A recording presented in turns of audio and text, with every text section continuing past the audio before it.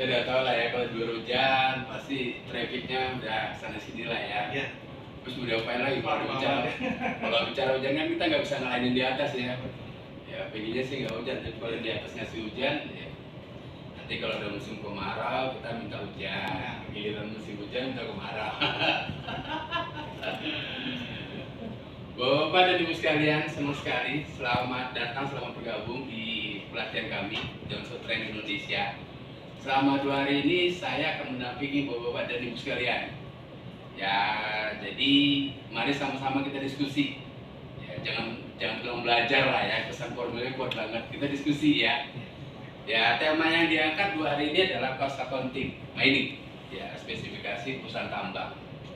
Ya, nanti dalam prakteknya kita bisa perluas apakah tambang itu di tempat Bapak dan Ibu nikel segala macam, yaitu menyangkut produknya, tapi kita fokus pada aspek teknis, terutama menyangkut terkait dengan perhitungan cost seperti apa. Ya, begitu ya Bapak dan Ibu sekalian. Bapak, Ibu, teman-teman semua, diskusi kita ini saya bikin role play-nya dulu ya. Pertama, saya sampaikan dulu materinya selama 30 menit. Nanti setelah itu saya beri kesempatan Bapak dan Ibu untuk kita diskusi. Jadi kalau ada yang memberikan opini silakan, pandangan silakan, diskusi silakan. Ya, nanti kita berlanjut. Nanti ada 3 break. Break kecil 2, break besar 1. Break kecil saya targetkan 10.15, kalau kebablasan 10.30. Tapi ingetin saya ya, takutnya saya nyerocos terus 10.30 bablas lagi. Nggak break-break nanti. Nanti Bapak dan Ibu gelisah di kapan breaknya ini ya kan. Ingetin saya kalau udah mendekati 10.30 kita break sampai 10.45. Ya, nanti break besar pukul 12 seperti biasa 13. Nanti break kecil yang kedua atau break terakhir pukul 15. Itu aja ya. Tak kenal maka tak sayang. Nah itu intinya ya kan. Kalau cuma kenal nama tapi kita nggak ngobrol-ngobrol, latar belakang sulit juga ya. Nama saya udah ada. Ya saya S1 ya ekonomi akuntansi. Selain itu juga saya ngambil S1 hukum. Ya saya dulu angkatan 91 saya, tahun 91. Kalau dulu zaman saya kan ekonomi itu ada 3 ya, akuntansi, manajemen sama studi pembangunan. Dulu ya, kalau sekarang saya nggak tahu namanya EPB kalau nggak salah ya. Saya di akuntansinya. Oke, begitu selesai saya di KPMG, akuntan. Kemudian saya kan tanya ya sama senior saya ya, Kak kalau kita dulu kan begini, kadang-kadang itu kan junior kita tanya sama senior, Kak kira-kira kalau aku gitu ya, kalau saya ingin menerapkan ilmu larinya kemana ya? Oh jangan ke swasta, jangan perusahaan, ke KAP gitu kata mereka. Kenapa? Karena di sana tempat kita menerapkan ilmu. Tapi mereka pesan jangan lama-lama di sana. Gak usah dibuka lah ya, jangan lama-lama di sana gitu ya. Di sana hanya menerapkan ilmu. Kalau mau cari jenjang karir ya kamu harus move on gitu. Kalau kamu di perusahaan semua established, sistemnya established segala macam, jadi kamu bisa menerapkan ilmu kamu tuh di bawah 20%. Ya kan ada beberapa perusahaan yang sudah established itu dia punya software, jadi begitu kita input jadi Pak ya, jadi begitu kita input jadi ada, jadi persediaan, jadi hutang, jadi piutang, jadi kan tinggal jadi laporan keuangan.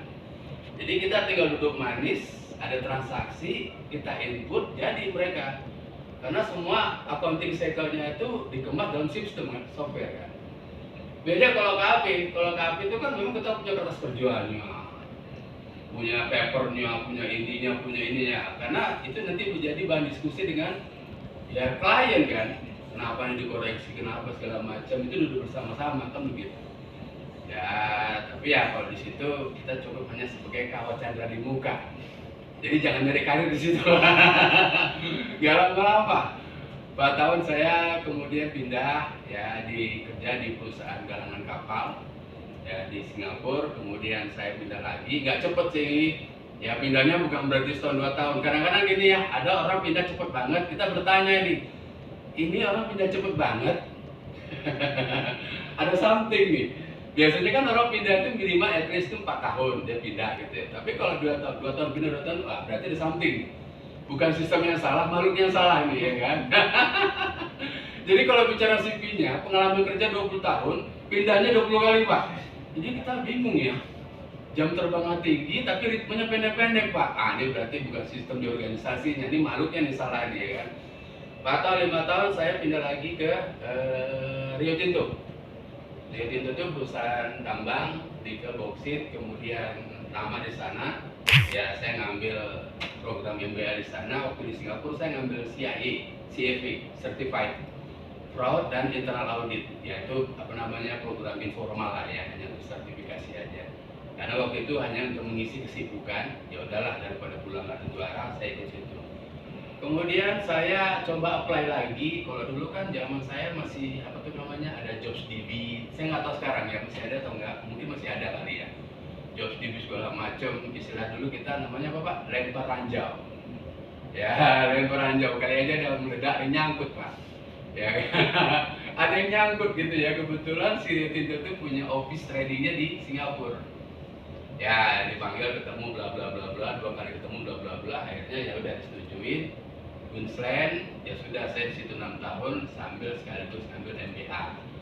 Kebetulan itu kampus kan memberikan program beasiswa, saya kalau ada ambil Pak. Ya meskipun berada dalam petik berdarah capek. Ya pulang kerja kuliah capek. Ya nyampe kampus duduk bengong. Syukurnya cuma satu Pak, ya di sana nggak traffic separah sini. Kalau di sini kita kampusnya cuma 3 meter karena traffic yang macet sampai kampus loyo. Ya begitu dosen masuk nguap kita,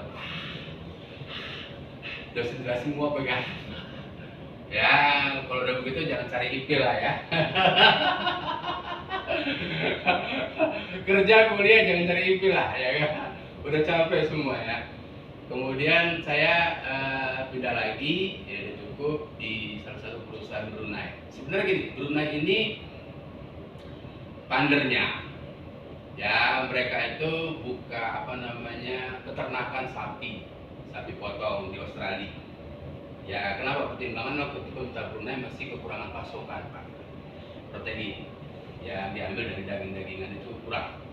Sehingga mereka berpikir bahwa ke depan itu harus ada sesuatu farming yang existing. Cuma di mana? Yaitu mereka survei lah, ada ke Filipina, ada ke Indonesia, ada ke Australia segala macam. Ada kriteria, ada aspek yang mereka bikin, ya akhirnya pilihan hatinya jatuh ke Australia. Mungkin teknologi kali ya, mungkin pangannya, mungkin SDM-nya, infrastrukturnya sudah siap, sehingga mereka mengambil keputusan untuk invest di sana. Ya Brunei itu hanya bandarnya aja, ya modalnya aja, farmingnya di sana, dan sapinya sapi potong untuk menutupi kebutuhan dalam negerinya masyarakatnya aja. Kalau di sana kan masyarakatnya nggak banyak Pak. Ya pagi, siang, malam sama-sama 2 juta.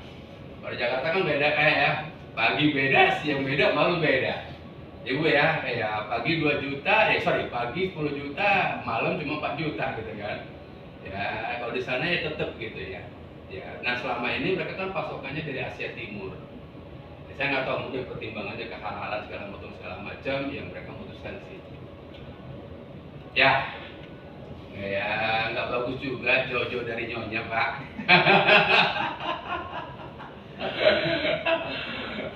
Anak udah mulai gede, udah mulai TK, SD, akhirnya ya sudahlah ya kan, jauh-jauh dari nyonya nggak bagus juga.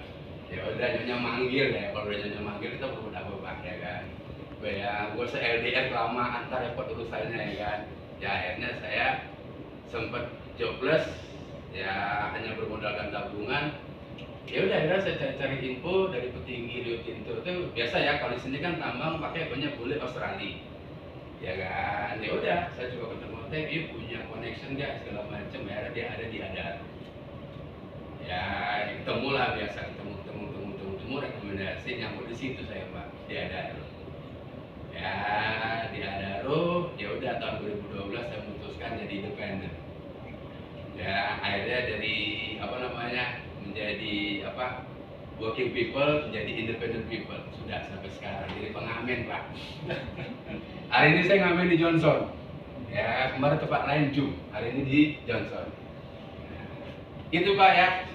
Ya Ibu ya. Nah sekarang gantian toh. Siapa yang mau jadi jubir?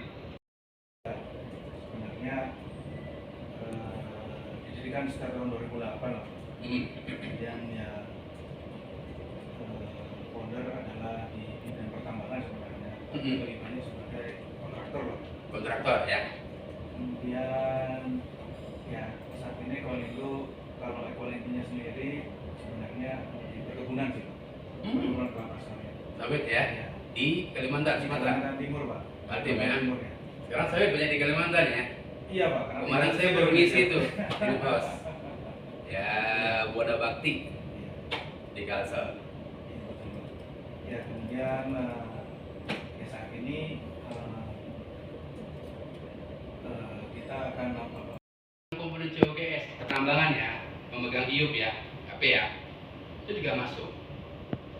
Ya, nanti di tempat Bapak kalau ada bayar perizinan yang memang itu diatur oleh undang-undang, ya maka itu menjadi bagian dari pembentuk struktur pos. Kan begitu. Ya kan. Nah, stok palmin itu yang jaraknya terdekat dengan lokasi nambang. Dan ada jembatan timbang. Berarti itu, oh iya maksudnya hasil produksi itu bukan setelah di tracer baru dihitung, bukan? Nah, jadi kan ada gini, kalau di manufaktur itu ada COGM, ada COGS. Saya masuk ke COGM dulu nih. Cost of goods manufacture. Begitu nambang, kita taruh mini di sini. Kenapa? Karena truk nggak bisa di sini, Pak. Karena dudukannya sempit, truk nggak bisa. Jadi kan kalau mau truk ukuran yang kecil gitu misalkan, taruh di sini 1000, itu namanya stok palmini. Sampai kemudian nanti ada alat berat yang bisa memindahkan ke truk, gitu ya. Nah truknya nanti itu kan akan station tuh di titik mana gitu, ya dimasukkan ke situ, kemudian dibawa ke stokpile permanen ditambah. Oke, misalkan jaraknya 300 meter. Yang perlu diperhatikan begini teman-teman, jangan sampai lokasi kita nambang dengan stokpile permanen itu jauhan. Teman-teman bisa mengkritisi kalau jarak stokpile-nya itu misalkan 2 kilo dari kita nambang, kita bilang wah salah loh ngedesainnya. Ya dari kita nambang ke stokpile-nya itu 2 kilo. Ya artinya apa? Fuel consumption-nya kan tinggi satu, kemudian jalannya itu kan nggak mulus. Apalagi kalau hujan, goyang kiri, goyang kanan, goyang kiri, goyang kanan, tumpah segala macam itu harus hati-hati gitu kan. Ya, nah di situ ngitungnya apa nih? Yang kita produksi hari ini jam segini, misalkan 700, itulah yang nanti akan direport oleh teman-teman sampai dia menuju stockpile. Ya tinggal nanti deviasinya aja. Ya nggak akan exactly 700 tiba. Ya dari meningkatnya, lonjaknya permintaan anggaran tadi menjadi 200, bisa 700-200. Nggak bisa, Pak. Bagaimana saya membuat? Tapi kalau Pak Andi bilang gini, Pak, dulu waktu 1 juta aktivitas saya 3, A, B, dan C. Total terpakai 1 juta. Sekarang naik 1.200.000. Saya tanya, apa Pak yang menjadi penyebabnya? Oh, aktivitasnya bertambah. Menjadi 4, A, B, C, D, E. Total anggarannya 1,2. Jadi kelihatan kenaikan angka dari 1 juta menjadi 1.200.000 itu disebabkan kenapa? Karena aktivitas Pak Andi bertambah. Jadi uang akan bertambah karena ada aktivitas yang bertambah. Makanya konsepnya apa? Money followed activity. Money followed activity, jangan dibalik ya. Ya, dengan activity follow the money. Ya, tapi activity money followed activity. Ada dulu aktivitasnya, baru tentukan angkanya. Kalau aktivitasnya bertambah, mau nggak mau nih ada anggaran yang bertambah. Nah anggarannya itu ada 2, anggaran yang menuju ke variabel, anggaran menuju ke fixed cost. Ya, nah yang variabel cost kemarin itu sudah bahas, nggak bisa ditawar. Kalau kegiatan naik, maka variabel cost ikut naik. Tapi fixed costnya nggak ikut naik. Kenapa? Karena di situ fixed cost itu yang paling kuat, yang paling dominan itu apa? Salary kan.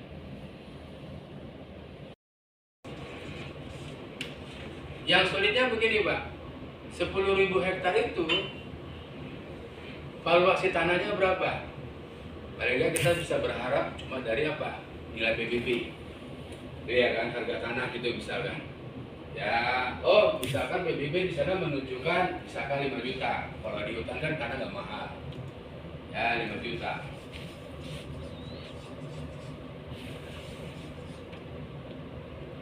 Juta itu kan dianggap bahwa itulah nilai tanah itu yang represent kita akan mengelola selama 20 tahun.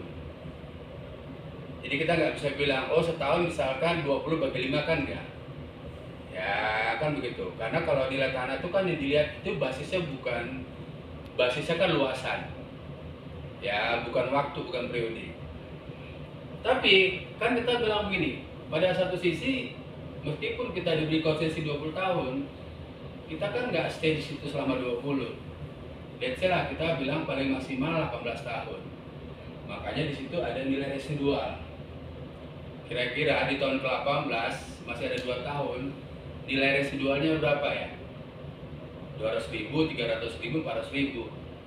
Gitu ya, karena dianggap bahwa residual ini adalah sisa kelebihan yang kita tidak optimalkan, mengingat bahwa di awal kita sudah sepakat untuk tidak menetap di situ, tidak menambang situ selama 20 tahun. Oke, itu menjadi faktor pengurang. Ya, kemudian kita hitung berapa keseluruhannya. Jadi saya bisa nangkap arah diskusi dengan Pak Henry tadi, tapi kita harus dapatkan dulu Pak keseluruhannya Pak. Kita nggak bisa ngitung gini, saya mau cari cost of depreciation-nya itu yang 100 hektar karena saya menambang sendiri, ya nggak bisa. Kenapa? Desainnya belum jadi kok. Desainnya belum jadi. Pada fase di sini, manajemen ini kan terbentuk karena data geologi ya. Tapi dia belum mendesain. Ya, penyelidikan umum yang kemarin kita diskusikan itu dilakukan, pendekatan-pendekatan keilmuan itu dilakukan, kemudian mereka bisa memforecast berapa singkapannya berapa ini. Data itu yang menjadi dasar mereka membuat desain tambang. Sementara yang cuplikan ini itu nanti bisa kita ketahui kalau desain tambangnya jadi. Jadi situasi yang kemudian membuat kita untuk menentukan angka di sini, kemudian tidak didukung dengan desain tambang karena belum jadi, kita belum bisa hitung. Yang bisa kita hitung dari awal adalah overall seluruh di sini. Overall. Nah, waktu kita cari overall dapat sekian, dan kemudian langkah kedua desain tambangnya dapat, kita mau kerja di sini, monggo Pak, pakai proporsional aja. Tapi angka induknya sudah ada. Bahwa angka induk itu tidak represent itu, ya betul. Betul, makanya pendekatannya itu proporsional basis. Proporsional basis. 2,8 itu keterwakilan katakan 100 hektar, tapi kita mau nambah cuma 5 hektar. Dapat nggak? Nggak juga kan Pak?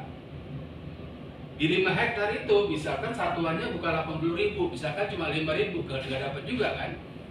Nah makanya kemudian satuan unitnya ini secara nominal untuk kita bisa mencari berapa di 5.000, ya kita harus proporsional basis di situ.